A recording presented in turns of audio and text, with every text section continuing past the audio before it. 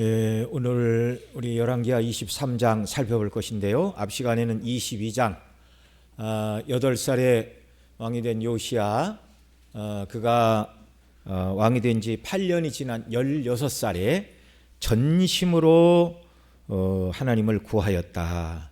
그리고 그가 어린 나이였지만 여러 사람이 가는 넓은 길, 곧 우상 숭배의 길로 가지 않고 좌로나 우로나 치우치지 않은 좁은 길, 곧 하나님의 말씀대로 순종하는 길을 갔다라는 걸 살펴보았습니다.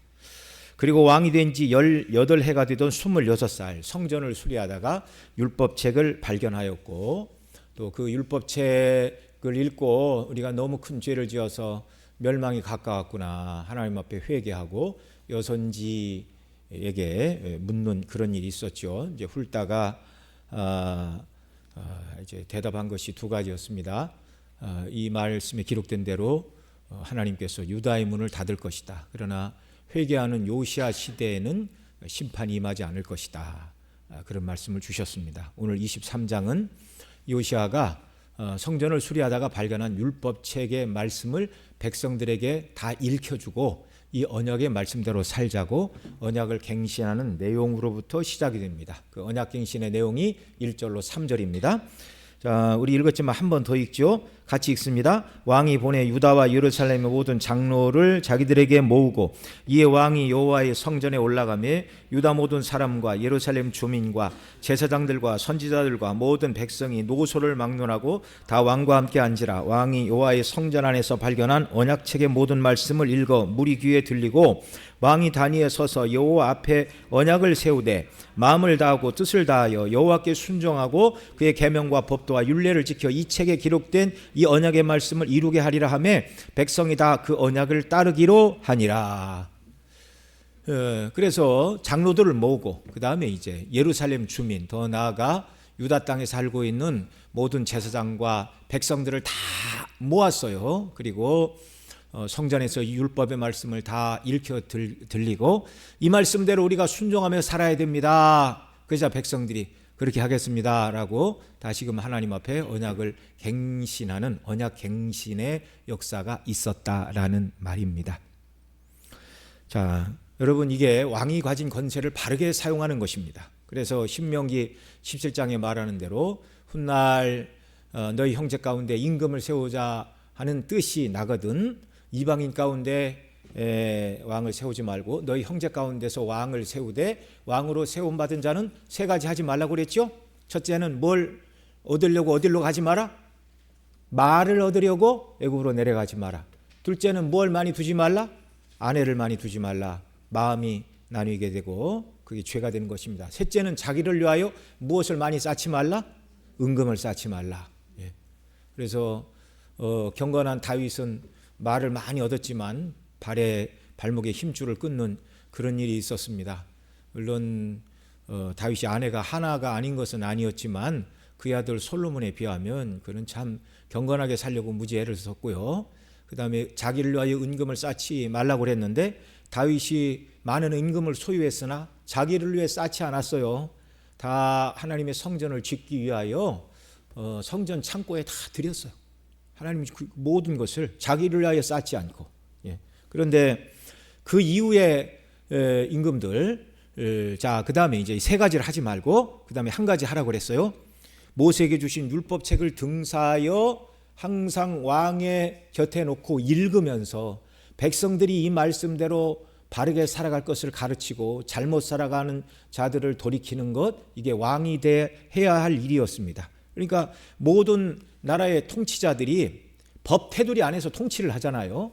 그러니까 유다의 모든 왕들도 하나님이 주신 율법책을 붙들고 이 말씀이 가르치는 대로 백성들을 가르쳐야 했습니다. 그러니까 다윗 이후에 그런 임금이 없었어요. 율법책이 어디 있는지도 모르고 성전을 수리하다가 요시야가 발견을 했는데 요시야만이 이 말씀대로 백성들을 가르치고 살아야 된다고 몸부림치는 유대의 마지막을 찬란하게 밝힌 등불과 같은 그런 왕이었습니다.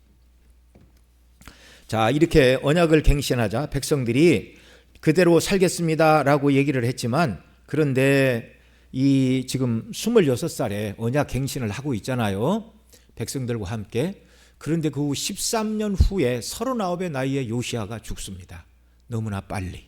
참 너무 안타까운 거예요. 그러니까 13년의 기간이 백성들 모두 왕이 모여서 언약갱신을 합시다라고 네라고 대답은 했지만 그 기간 13년의 모든 기간 동안 모든 백성들과 또 요시야 다음에 세워질 요시야의 아들 중에 임금이 될 그 왕자들의 마음속에 요시야처럼 하나님을 경외하는 믿음의 훈련이 충분히 되지 않았다는 거예요.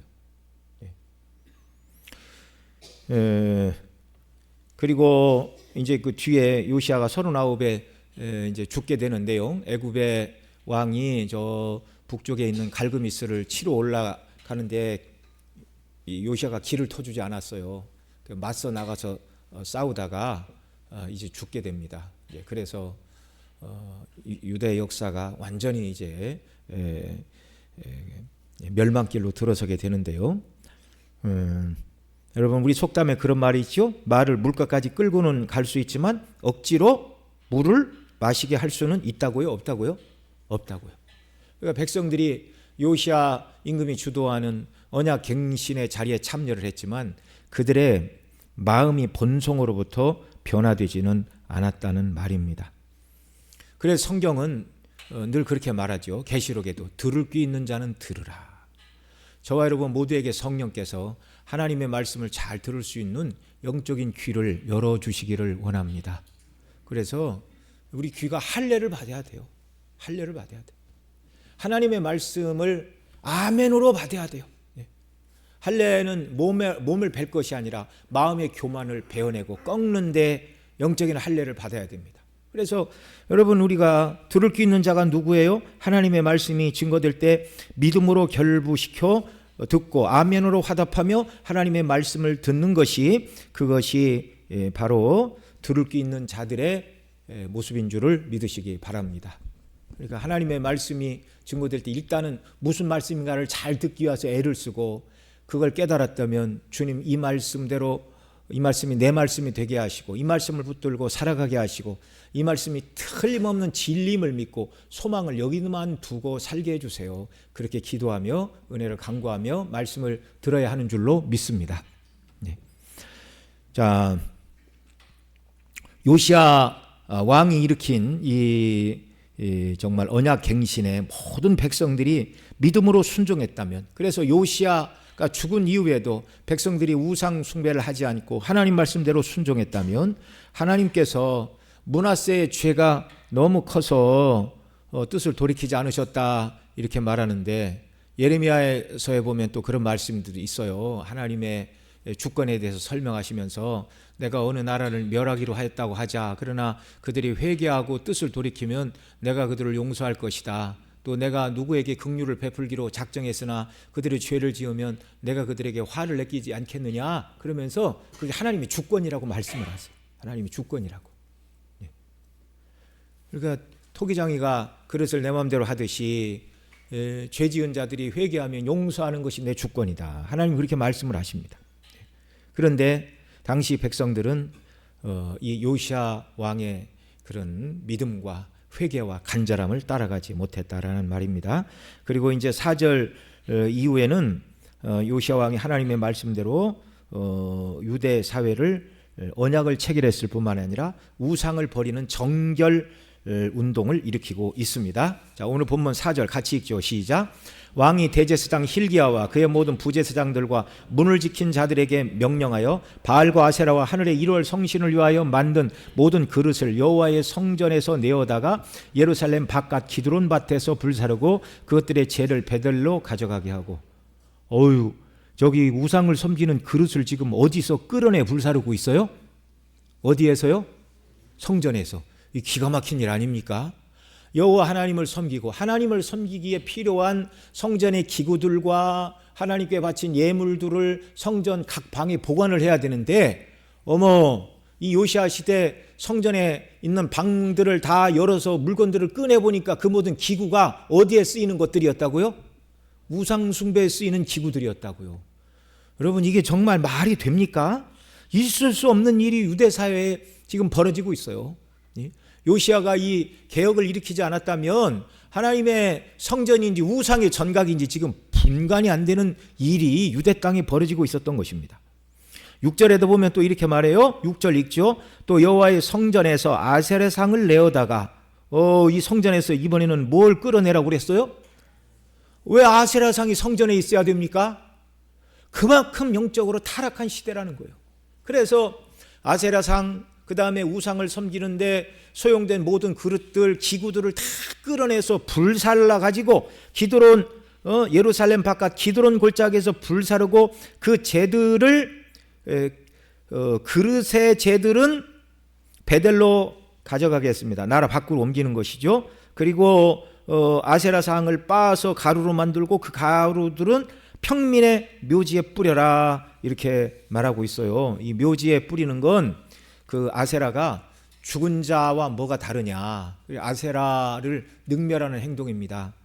죽은 사람처럼 이 아세라는 능력이 없는 신이고 이름뿐이고 아무것도 아니라는 것을 멸시하는 행동이 아세라 상을 다 빻아가지고 평민의 무덤에 뿌리는 그런 일들이었습니다. 그런데 여러분, 이렇게 사람들이 행하고 있는 우상 숭배의 그 요소들을 제거하는 것은 그렇게 쉬운 일이 아니었습니다.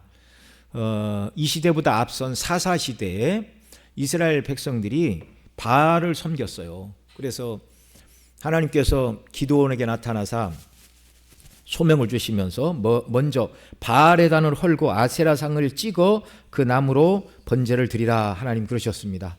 그래서 그 밤에 기드온이 낮에는 못하고 밤에 아세라 목상을 찍어서 땔감으로 만들고 또 바알의 단을 헐고 그 다음에 소를 잡아서 하나님께 번제를 드렸어요. 다음날 아침에 보니까 사람들이 보았어요. 바알의 주상이 다 깨어지고 아세라 목상으로 불을 떼고 하나님께 제사를 드린 걸 봤어요. 그래서 누가 이런 짓을 했느냐 그러자 기드온이 했습니다. 그래서 사람들이 기드온을 잡아서 죽이려고 그랬어요. 왜냐하면 자기들이 섬기던 신상을 회포하고 신을 못 오겠으니 이 신이 우리에게 저주를 내릴 것이다 라는 두려운 마음으로 기드온을 죽이고자 했어요. 그러자 기드온의 아버지가 말하죠. 바알이 신일진데 바알이 왜 니들이 나서냐? 바알이 참 신이라면 바알이 기드온에게 어떻게 하겠지. 그러자 사람들이 그 말이 옳다. 우리가 손 안 대도 뭐 바알이나 아세라가 어떻게 하겠지. 그래서 기드온의 다른 이름이 바알과 다투었다, 쟁론했다라는 뜻의 여룻바알이로 기드온을 또 부르기도 하였습니다. 별명을 얻었죠. 여룻바알이라는 별명. 자, 그처럼 그 고대 시대에는 어떤 신을 섬기다 섬기지 않고 그 신의 전각을 불태우고 신상을 쪼개고 막 이렇게 하면 그 신이 노한다. 그런 생각들을 하고 있어요. 그래서 저 어려서 시골에서 이렇게 예수 믿으라고 전도하고 그러면 집집마다 뭐 이렇게 신주단지라고 있어요. 뭐 이렇게 쌀도 뭐 조금 하고 지푸라기를 뭐 해놓고. 근데 예수를 믿는다고 그러면서 그게 겁나서 못 때려 부수는 거예요. 혹시 뭐 귀신이 자기를 해롭게 할까봐. 그래서 그 주의 종들이 가가지고 그걸 다 이제 치워줍니다. 불 뗄 건 불 떼고 먹을 쌀은 잘 이렇게 씻어서 먹으라 그러고 이렇게. 그러니까 우상을 안 섬기고 하나님만 섬기겠습니다라고 불과 지금 제가 말씀드리는 게 불과 40-50년 전 얘기예요. 우리가 살고 있던 시골에서 벌어졌던 일입니다. 그러니까 그들이 섬기던 우상도 자기들의 손으로 못 치워요. 목사님, 전도사님이 와서 좀 어떻게 해주시면 몰라도 우리 손으로는 못하겠다는 거야. 아직까지도 하나님만 참 하나님이시고 귀신들은 조금 영향력이 약한 신인가? 뭐 아직 연약하니까 그렇죠.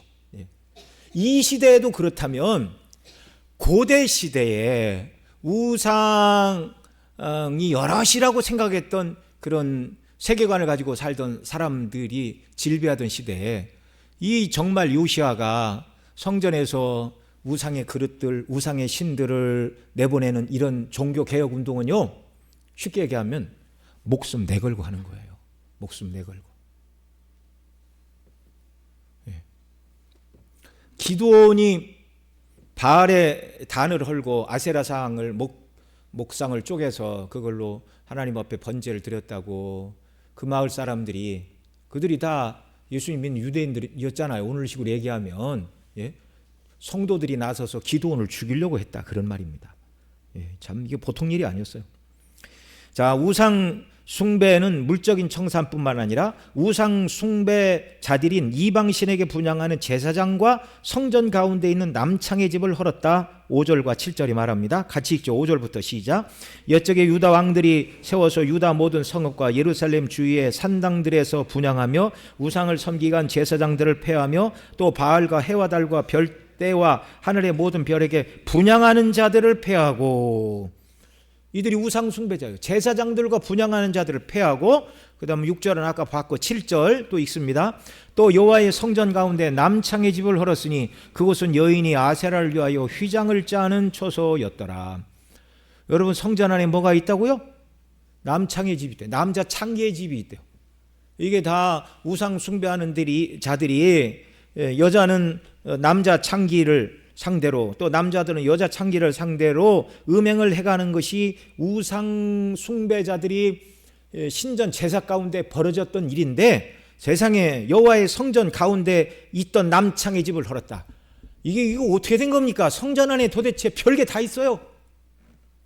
우상을 섬기는 그릇도 있고 아세라 상도 있고 남창의 집도 있고, 이거 뭐 정말 하나님이 보실 때 당시 유대인들이 하나님을 섬기는 자들처럼 보이겠습니까? 그게 다 우상 숭배자들처럼 보이겠습니까? 이게 분간이 안 되는 거예요. 너무 종교가 타락하니까 이런 모양을 띠고 있습니다. 그런데 여러분, 우상의 단을 깨부수고 아세라 목상을 쪼개서 번제의 땔감으로 쓰는 것보다 더 어려운 게 우상의 제사장들을 폐하는 일입니다. 왜 그럴까요? 이건 그들의 뭐예요? 생업이에요. 생업. 왕이 나서서 잘 먹고 잘 사는 그들의 생업을 지금 폐하고 있는 거예요. 여러분, 우상의 단을 쪼개는 것도 백성들이 반항이 만만치 않았는데, 제사장들을 폐한다는 건 이게 극렬한 저항에 시달릴 수밖에 없는 일이었습니다. 사도행전에 보면 사도 바울이 에베소서에서 복음을 전하자 아데미 신상의 모형을 만들어 팔던 데메드리오가 그전처럼 사도 바울이 온 이후에 물건이 팔리지 않아요. 마술하는 자들도 책을 가지고 와서 그 수를 계산해 보니 은으로 5만이나 되었더라. 산더미처럼 쌓아놓고 불을 지르고, 이 에베소라는 도시가 경건하게 하나님을 경외하는 도시로 바뀌니까 그동안 아데미의 신상, 은감실을 만들어 팔아서 수입이 짭짤해서 재미를 보던 데메드리오가 이제 이전처럼 팔리지 않자 폭동을 일으켰잖아요. 그리고 거기 보면 그렇게 말해요. 크다 에베소 사람의 아데미어라고 소리를 지르니까 그 마을 사람이 태반이나 무슨 영문인지 모르고 크다 에베소 사람의 아데미어 이러고 그냥 한나절이나 이러고 다녔고, 그 주종자들이 사도 바울을 잡으려고 하는 그런 일이 있었습니다. 여러분, 사람들이 자기 자신의 생업과 먹고 사는 문제에 달린 일은요, 결사 저항을 하는 것입니다. 옛날에나 지금이나. 근데 이런 극렬한 저항을 뚫고 성경은 요시야가 만났던 그 종교개혁을 반대하는 자들의 저항이 어땠다, 그런 얘기는 1절 언급하고 있지 않아요. 그러나 그런 얘기를 굳이 안 한다 할지라도 얼마나 요시야가 극렬한 저항의 반대를 이기면서 종교개혁을 일으켰는지, 그건 우리가 헤아릴 수 있어야 한다는 말입니다. 그 다음 8절에 보면 그 땅에 남아있던 모든 산당을 폐하고 있습니다. 8절 같이 읽죠. 시작. 또 유다 각 성읍에서 모든 제사장들을 불러오고 또 제사장이 분향하던 산당을 게바에서부터 부엘세바까지 더럽게 하고 또 성문의 산당을 헐어버렸으니 이 산당들은 그 성읍의 지도자 여호수아의 대문옥이 곧 성문 왼쪽에 있었더라. 여러분, 유대인들 성전이 지어진 다음에 예배처소는 성전뿐이었어요. 그런데 산당에서 예배를 드리는 것은 하나님께 드린다 하지만 사사로운 예배 행위라고 말씀을 드렸죠.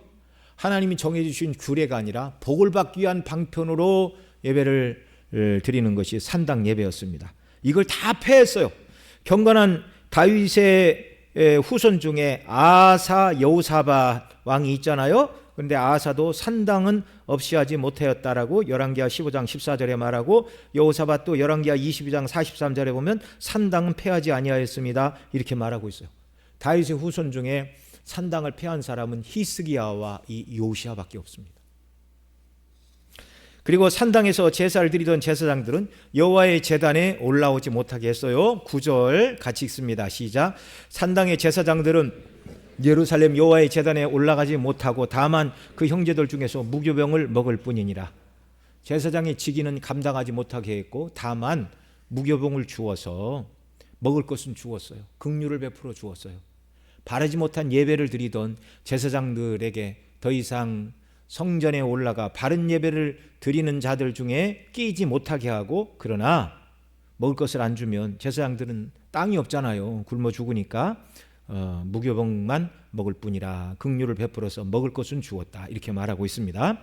여기서 더 나아가 10절로 11절에서는 유다 땅에서 모든 더러운 우상의 형상들을 제거하고 있습니다. 지금까지는 이제 성전 안에 있던 아세라상, 성전 안에 있던 우상을 섬기던 기구들을 싹 정리했고, 또 우상을 섬기는 제사장들을 다 폐했고, 이렇게 했잖아요. 이제 그리고 이제 산당을 제거를 했습니다. 하나님을 섬기되 사사롭게 예배하던 잘못된 예배 방식인 산당을 정리하고, 그 다음 더 나아가 이제 유다 땅에 퍼져 있는 모든 우상의 형상들을 제거하고 우상 숭배를 금지하고 있습니다. 자, 10절 11절 같이 읽죠. 왕이 또 흰놈의 아들 골짜기에 도벳을 더럽게 하여 어떤 사람도 몰렉에게 드리기 위하여 자기 자녀를 불로 지나가지 못하게 하였고, 또 유다 여러 왕이 태양을 위하여 드린 말들을 제하여 버렸으니 이 말들은 여호와의 성전으로 들어가는 곳의 근처 넷이 나단 멜렉의 집 곁에 있던 것이며, 또 태양 수레를 불사르고, 별 우상이 더 있어요. 별 우상이 몰록에게 자기 자녀를 불로 지나가겠다, 불로 인신 제사를 드렸다는 거예요. 나의 가장 귀한 것을 신께 드려야 신이 좋은 것을 갚아줄 것이다. 그냥 굶어 죽으면 죽었지 어떻게 잘 살기 위하여 자녀를 불로 제사를 지냅니까? 악하기가 이를 데 없는 그런 시대예요. 또 태양 신을 위해서 태양의 수레와 그 태양의 수레를 끄는 말들, 이런 것들이 성전 근처에 있었대요. 우상 숭배가 만연해 있어요. 이걸 다 불살았답니다. 그 다음 12절로 14절에 보면 선대 왕인 므낫세, 아하스 그리고 솔로몬이 예루살렘 앞 멸망산 오른쪽에 세운, 솔로몬이 이방 왕비들을 위하여 세운 산당들, 그 시돈 사람의 아스타롯, 모압의 그모스, 암몬의 밀곰을 위하여 세웠던 모든 산당을 다 헐어버렸다 말하고 있어요. 자, 12절로 14절 또 읽습니다. 유다 여러 왕이 아하스의 다락 지붕에 세운 제단들과 므낫세가 여호와의 성전 두마당에 세운 제단들을 왕이 다 헐고 거기서 빻아 내려서 그것들의 가루를 기드론 시내에 쏟아버렸고, 또 예루살렘 앞 멸망산 오른쪽에 세운 산당들을 왕이 더럽게 하였으니 이는 옛적에 이스라엘 왕 솔로몬이 시돈 사람의 가증한 아스타롯과 모압 사람의 가증한 그모스와 암몬 사람의 가증한 밀곰을 위하여 세웠던 것이며, 왕이 또 석상들을 깨트리며 아세라 목상을 짓고 사람의 해골로 그곳을 가득 채웠더라. 이 요시야는 다윗의 아들 솔로몬의 이름값에 현혹되지 않았어요. 솔로몬이 행한 일이라도 여호와의 말씀에 위배되는가 위배되지 않은가, 그거 하나만 봤어요. 솔로몬 이후에 여러 왕들이 있었지만 솔로몬 시대에 허용한 멸망산, 예루살렘 앞 멸망산에 세워진 이방에서 시집온 그 왕비들이 그 왕에게 허락을 구했잖아요. 왕이시여, 우리가 고향에서부터 섬기던 신을 섬기도록 해 주십시오. 젊은 시절에는 들은 척을 안 했지만 솔로몬이 나이가 많자 마음이 약해져서 예루살렘에는 안 되고 다른 곳에 세워라. 그래 멸망산 위에 여러 이방의 우상들을 위하여 산당을 세웠는데 요시야 때까지 버젓이 있었다 그 말이에요. 그런데 이 모든 것을 누가 다 무너뜨렸다고요? 요시야가. 예.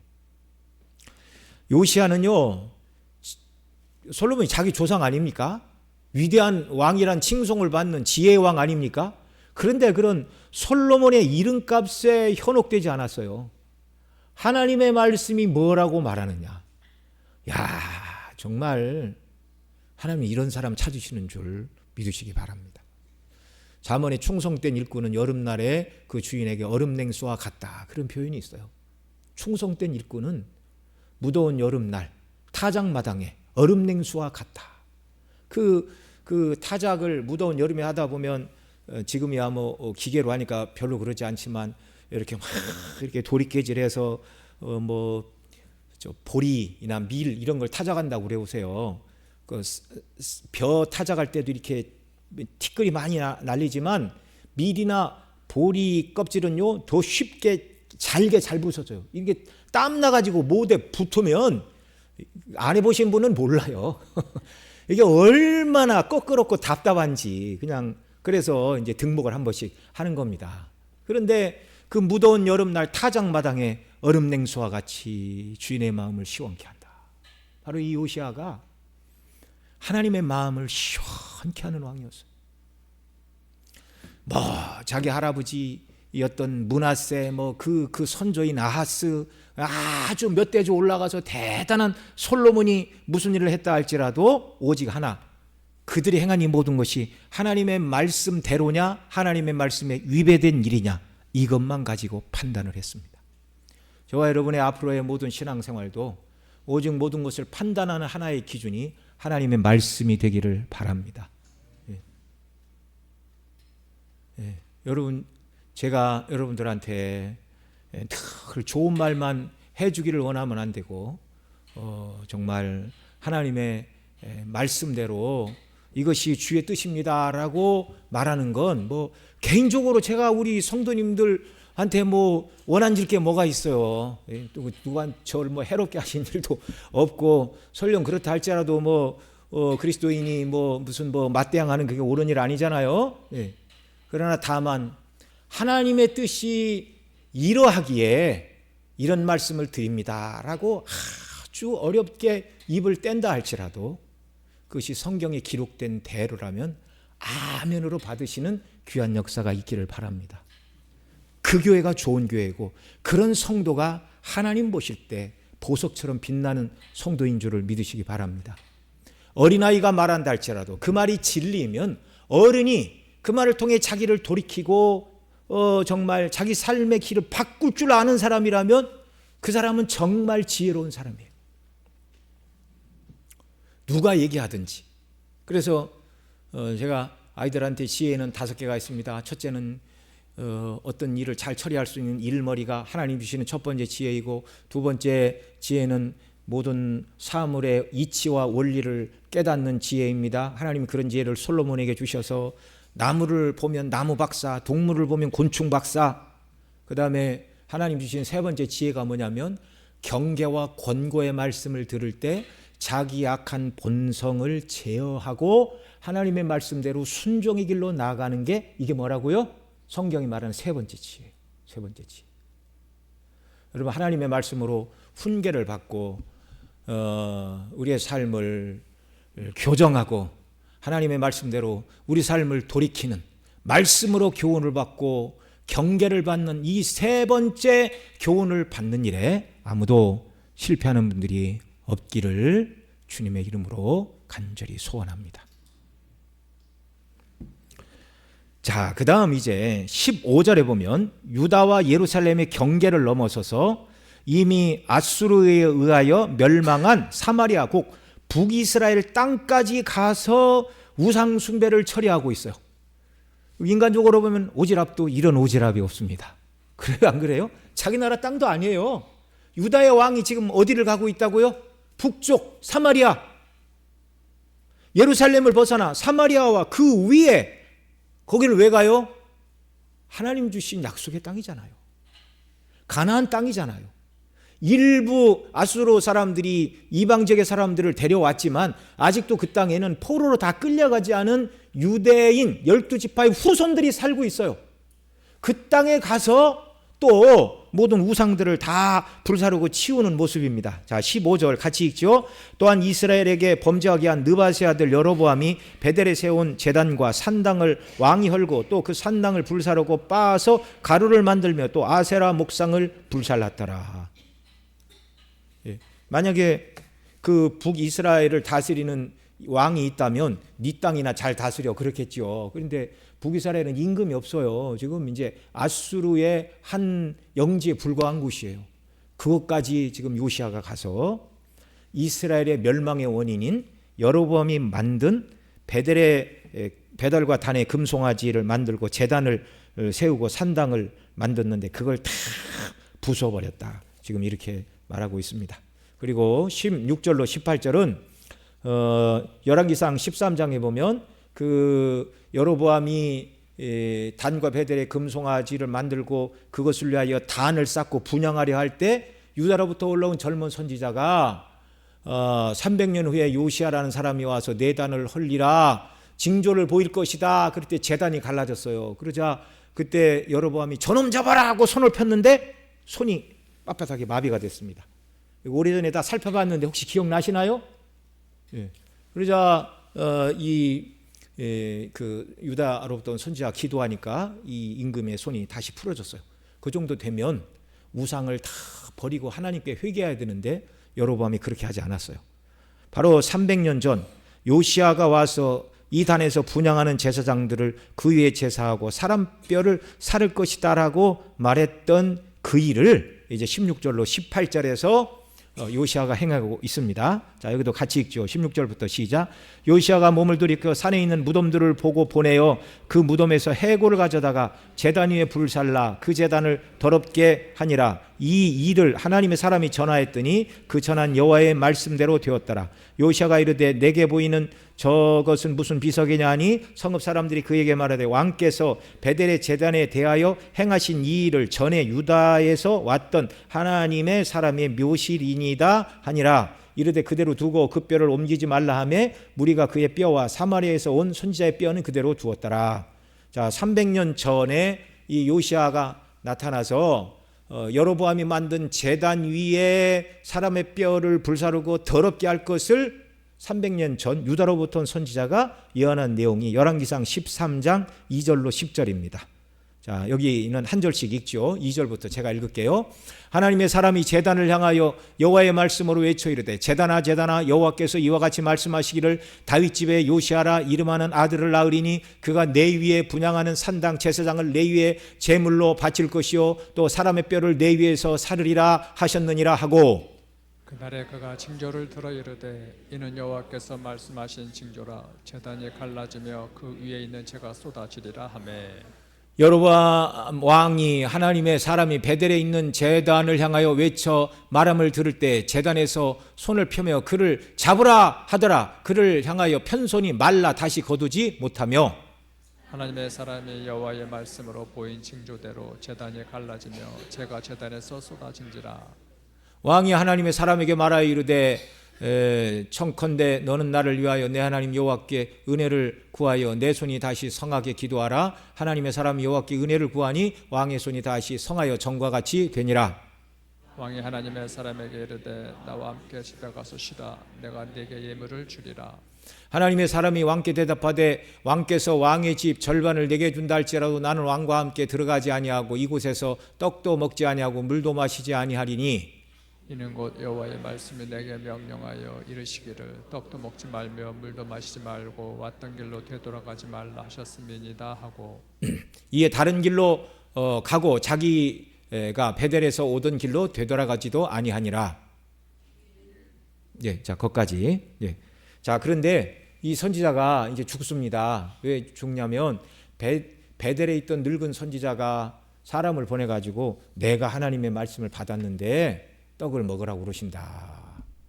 우리 베델의 선지자 이 부분을 강론하면서 그 늙은 선지자가 젊은 선지자를 쉬게 하여 버린 일이라고 말씀을 드렸어요.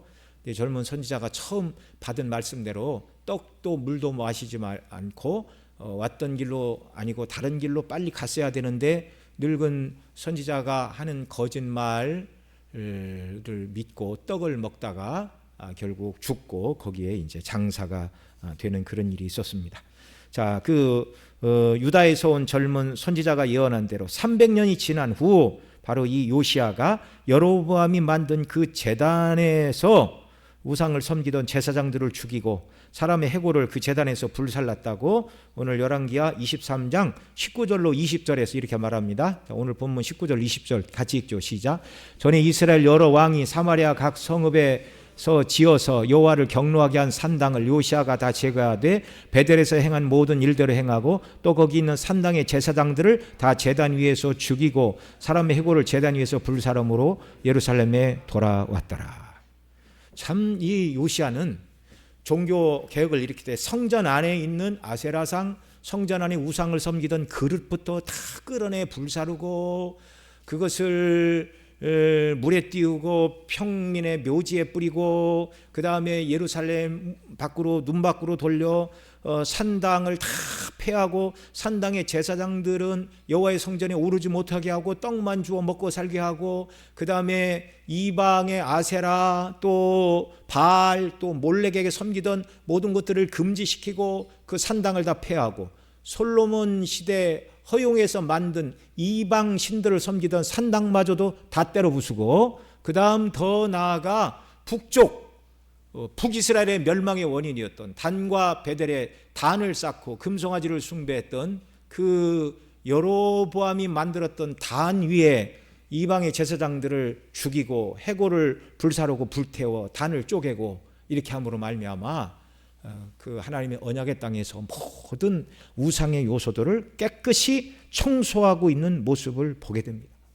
이 모습을 보실 때 하나님의 마음은요, 정말 손에 묻은 때가 씻겨나가는 기분이었을 거예요.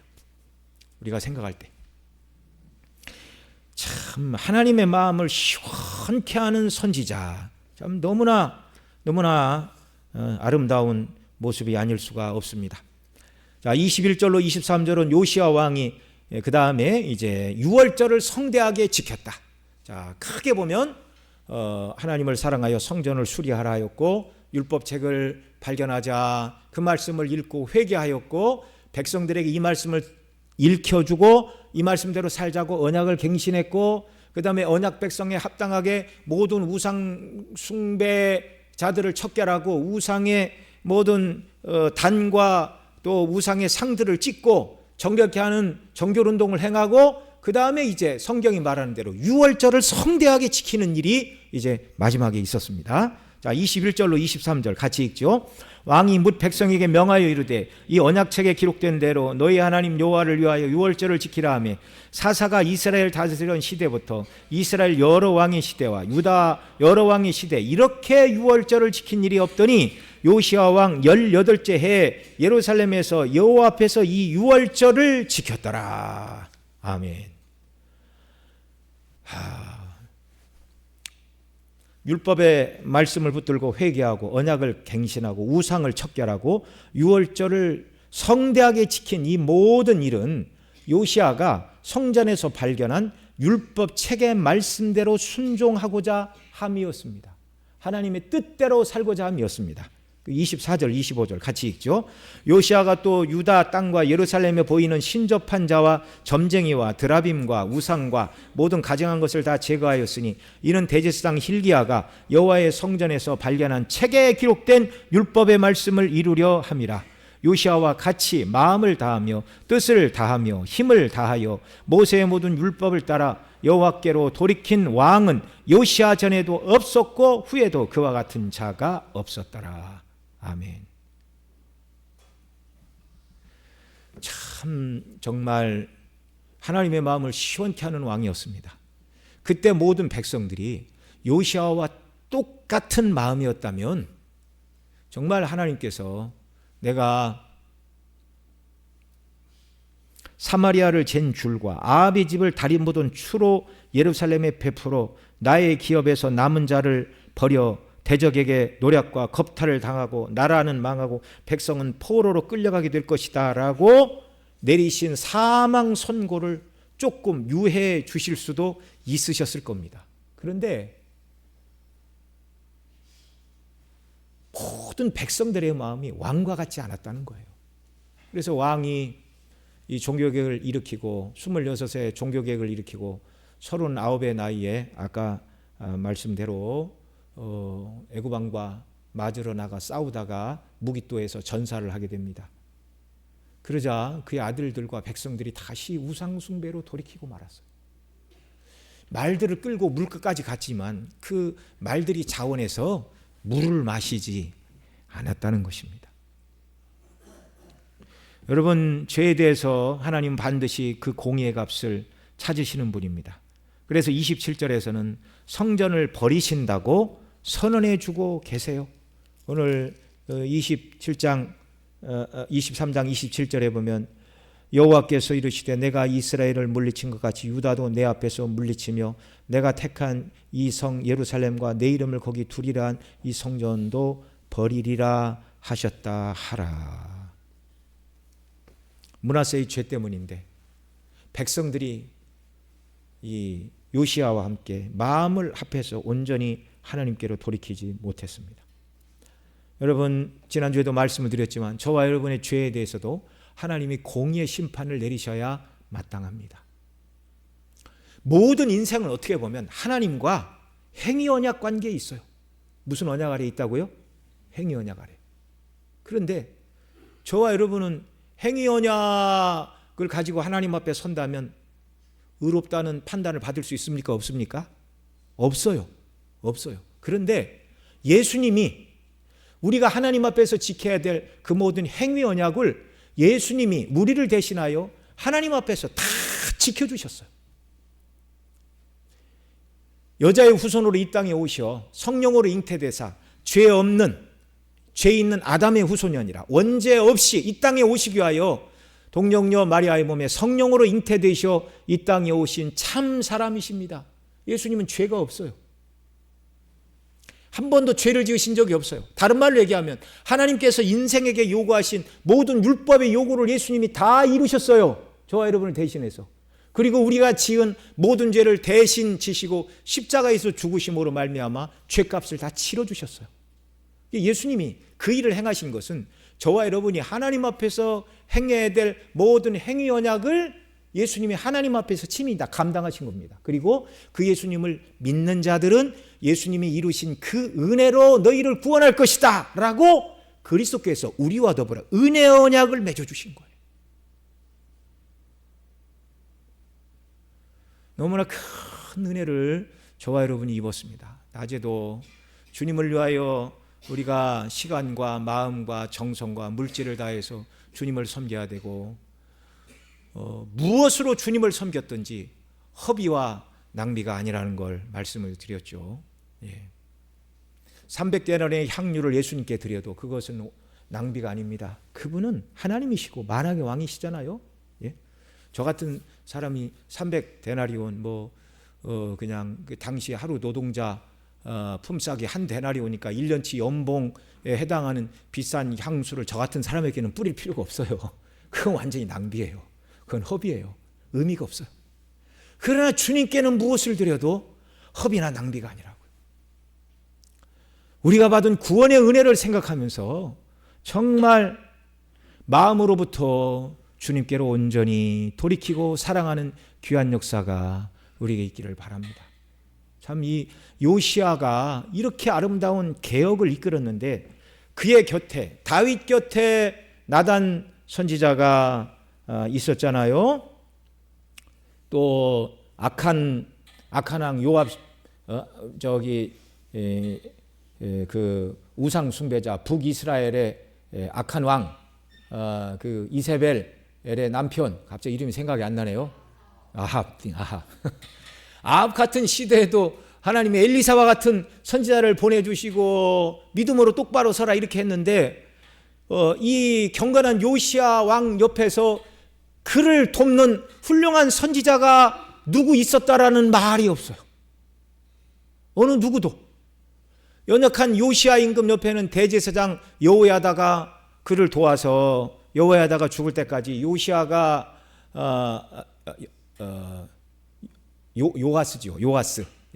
요아스가 그 여호야다가 죽을 때까지는 믿음으로 하나님의 말씀대로 순종을 했는데 그 여호야다가 죽자 우상 숭배자들의 말을 듣고 돌이켰는데 이 경건한 유다의 마지막 왕 요시야 옆에는 그를 도와줄 사람들이 없었다는 사실입니다. 여러분, 저와 여러분 한 사람 모두 여기 계신 우리 성도님들과 우리 청년들 학생들 모두가 다 정말 요시야와 같은 마음의 자세로 하나님을 섬기며 경외하고 하나님이 말씀하는 그 말씀대로 순종하는 믿음의 본질로 돌이키는 귀한 역사가 있기를 원합니다. 그것이 축복이에요. 그것만이 축복이에요. 그것만이. 자, 그리고 오늘 보면 28절로 30절에 보면 이제 하나님께서 유다를 심판하기로 작정하사 경건한 왕 요시야를 데려가시는 내용입니다. 자, 같이 읽습니다. 요시야의 남은 사적과 행한 모든 일은 유다 왕 역대 제락에 기록되지 아니하였느냐? 요시야 당시에 애굽 왕 바로 느고가 아수르 왕을 치고자 하여 유브라데 강으로 올라가므로 요시야 왕이 맞서 나갔더니 애굽 왕이 요시야를 무깃도에서 만났을 때에 죽인지라. 신복들이 그의 시체를 병거에 싣고 무깃도에서 예루살렘으로 돌아와 그의 무덤에 장사하니 백성들이 요시야의 아들 여호아스를 데려다가 그에게 기름을 붓고 그의 아버지를 대신하여 왕으로 삼았더라. 당시 모든 신하들이 요시야가 전투에 나가는 걸 어떻게 보면 적극 말려야 됐어요. 왜냐하면 이 심판이 요시야 생전에는 임하지 않는다라고 하나님이 말씀하셨으니까 요시야가 죽기 전에는 유다가 망하지 않습니다. 근데 39살에 죽었잖아요. 그리고 20 몇 년 지난 다음에 유다가 완전히 끝장이 났습니다. 39에 저 다윗은 70까지 왕위에 있었잖아요. 40년간. 이걸 생각하면 요시야가 39에 죽지 않고 70까지 그 이후로도 계속 30 몇 년을 더 왕위에 있었다면 이 요시야의 종교개혁이 백성들의 마음에 뿌리를 내리고 그들이 죄에서 돌이켰다면 유다가 그렇게 빨리 망하지는 않았을 것입니다. 그런데 므낫세의 지은 죄가 너무나 컸고 또 백성들이 요시야의 종교개혁을 겉으로만 따랐지 마음으로 따르지 않았어요. 그래서 하나님이 경건한 왕 요시야를 39의 나이에 전쟁터에서 데려가셨습니다. 이것은 어찌 보면 이사야 57장 1절 개역 한글에 이렇게 말해요. 여기 같이 읽죠. 시작. 의인이 죽을지라도 마음에 두는 자가 없고 자비한 자들이 취하여 감을 입을지라도 그 의인은 화액전에 취하여 감을 입은 것인 줄로 깨닫는 자가 없도다. 자, 이 말씀의 성취입니다. 유다는 요시야의 죽음으로 급격히 멸망이라는 내리막길을 갔으나 이제 그것으로 끝이 아니고 바벨론 포로 70년 다음에 그들을 정결케 하시고 그들을 다시 돌아오게 하십니다. 왜냐하면 진정한 다윗의 후손인 그리스도를 통하여 구원의 은혜를 베풀어 주실 것이기 때문에 그렇게 하셨어요. 그런데 요시야는 큰 화액전에 먼저 데려가심을 받았어요.